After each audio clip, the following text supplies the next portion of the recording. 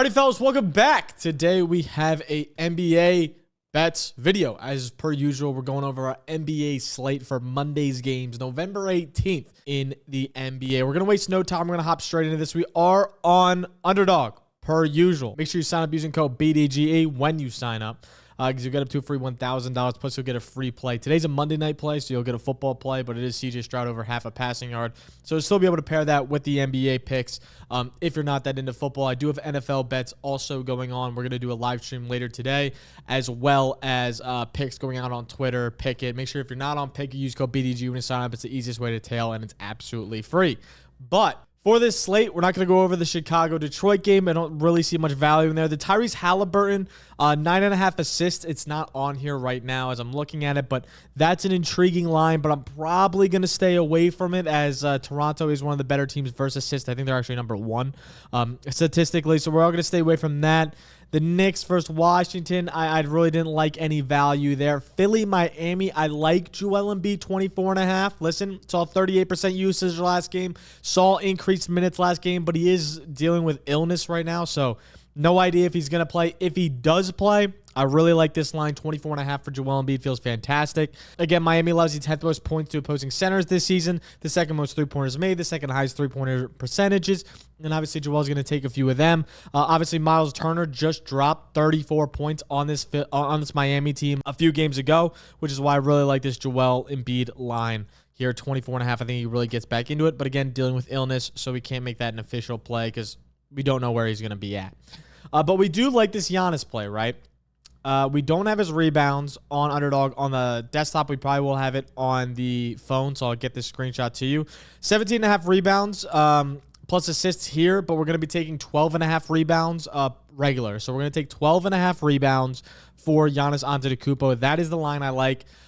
He's hit over this market back-to-back games this seeing around 23 rebound chances per game. And we're going to pull up real quick the props.cash so you guys can have a visual of how dominant Giannis Antetokounmpo has been over the past few games here. Rebounds 12.5, again, is the spot we're looking at. I got it up plus 114 on FanDuel. The last 5 games, again, these are must-win games. He's hit this 3 of 5 times, having one stinker versus Toronto. Minutes were low. Usage was low. I think he was in foul trouble, if I'm not mistaken. Yeah, 4 fouls real quick. No, he wasn't in foul trouble. It's actually surprising. I don't know what happened in this game, but he wasn't used much in this Toronto game here at the 12. But I don't think that happens again here, right? Back-to-back games, 14, 15 rebounds in those games. Now he goes against a Houston defense that is susceptible to rebounding days for power forwards. 5th most rebounds to power forwards so far this season, so we love to see that. Not only that, but in must-win situation right now. This team's 4-9. They're not looking good. They're playing a good 10-win Houston team today. This Milwaukee team has to turn it around. There's still no Damian Lillard as of right now.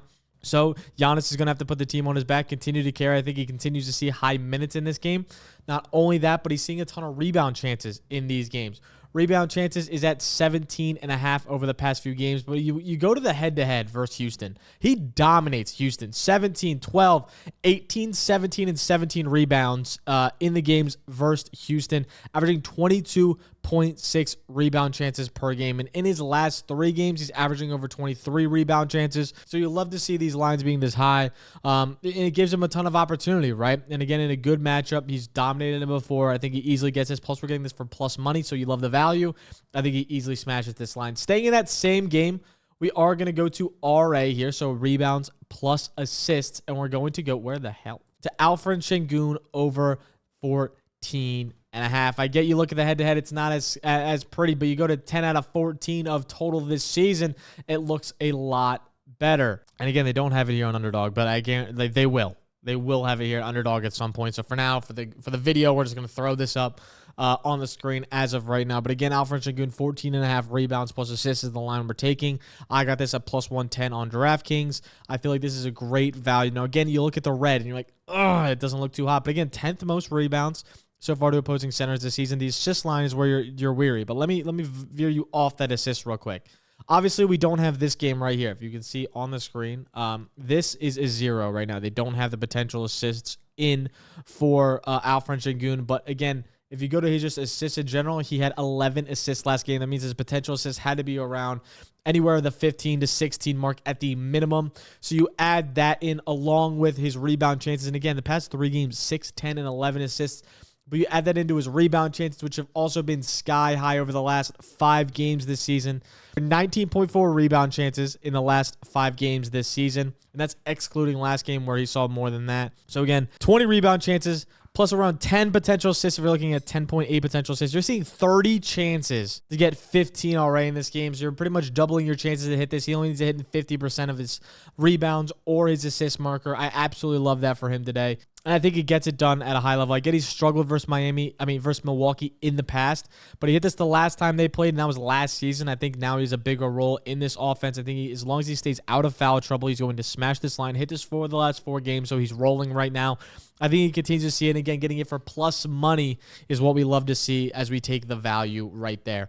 Heading to our next pick, which is going to be in the Atlanta game. Atlanta Hawks on a back-to-back here. We're going to be taking Jalen Johnson, 8.5 rebounds. I feel great about this line. Now, again, Sacramento, no Domantas Sabonis, no DeMar DeRozan. They're starting Dougie McThunderbuckets as their power forward right now, who I am not worried about in the slightest for Jalen Johnson.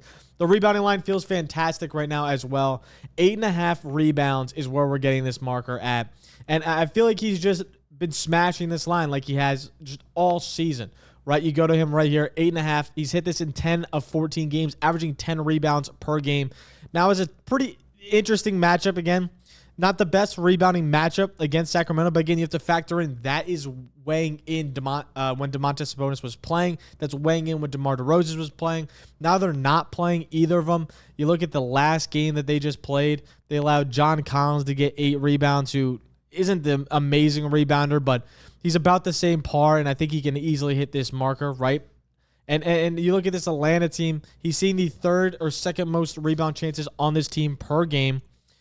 Game in and game out. Now, again, 15.8, and that's with the 0 last game. So, again, we have to adjust that. 17 rebound chances in this season. And if we go to his last 5 games, he's hit this 4 of the last 5 games, 17.4 rebound chances. If you're getting 9 rebounds in 17.4 rebound chances, it feels pretty good in a cupcake of a rebounding matchup versus the Sacramento defense. I think there's going to be a good amount of missed shots in this game. Again, coming off a back-to-back, maybe some slow legs here for Atlanta.